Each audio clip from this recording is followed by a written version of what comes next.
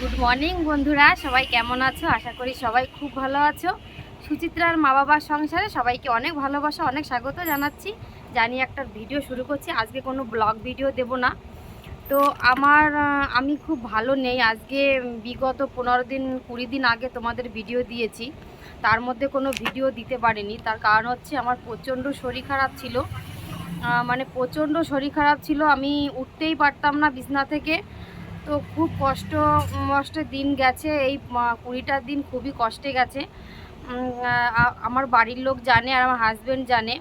দোকানে আসতাম, এসে ঠিক বসে থাকতাম। কাকিমা দোকানে যে থাকে কাকিমা, উনি সব কিছু করতো।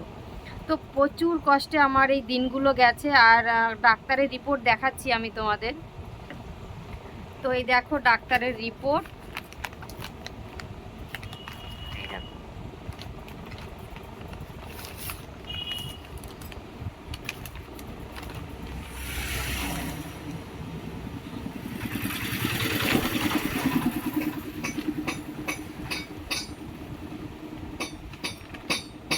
দেখো রক্তের রিপোর্ট। প্রত্যেকটা রক্তের রিপোর্ট আমার নর্মাল। প্রত্যেকটা রক্তের রিপোর্ট আমার নর্মাল, কিচ্ছু হয়নি। তো 3টে ডাক্তার পাল্টানো হয়ে গেছে অলরেডি। এটা দেখো আমার বুক এক্স রে, পুরো বডি এক্স রে করেছে, সেই এক্স রে রিপোর্ট এটা।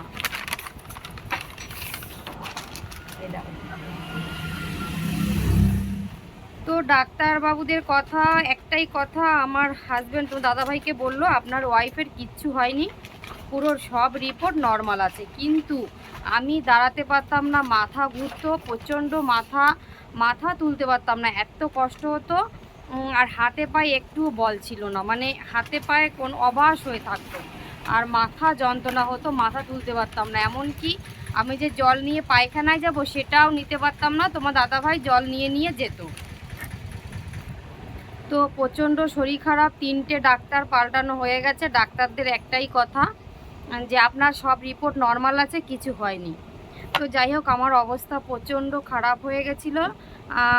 প্রায় 15 দিন পরে, 16 দিনের পরে আমার অবস্থা খুবই খারাপ ছিল। তখন তোমার দাদাভাই আমার মাকে খবর দেয়। আমার মা এসে কোন কালীবাড়ি এক জায়গায় নিয়ে গেছিলো, মা কালীর ওখানে। সেখানে গিয়ে তারপর ঠিকঠাক করে নিয়ে এসছে। তো এখন আমি পুরো সুস্থ। আর এতদিন ভিডিও দিতে পারিনি তোমাদের, কোনো ভিডিও শেয়ার করতে পারিনি। যদিও বা ভিডিও শ্যুট করা যেত, কিন্তু এডিট তো করতে হতো বলো, আমি ছাড়া কে এডিট করবে? এবার এডিট করার মতন আমি মনও ছিল না, মানসিকতা বলো, মন মানসিকতা যাই বলো না কেন, মাথা তুলতে পারতাম না, শরীর দিত না। এডিট করার মতন, ভিডিও এডিট করার মতন আমার পরিস্থিতি ছিল না। সেই জন্য আমি এই কদিন ভিডিও দিতে পারিনি। তো এখন থেকে আবার নিয়মিত ভিডিও দেব, কালকে থেকে শুরু করব। তো প্লিজ তোমরা আমার পাশে থেকো, আমার সঙ্গে থাকো, আমাকে সাপোর্ট করো। আমি আবার ভিডিও দেব, আবার ভিডিও শেয়ার করব তোমাদের সাথে। তোমরা আমার ভিডিও দেখতে থাকো, আমাকে সাপোর্ট করো।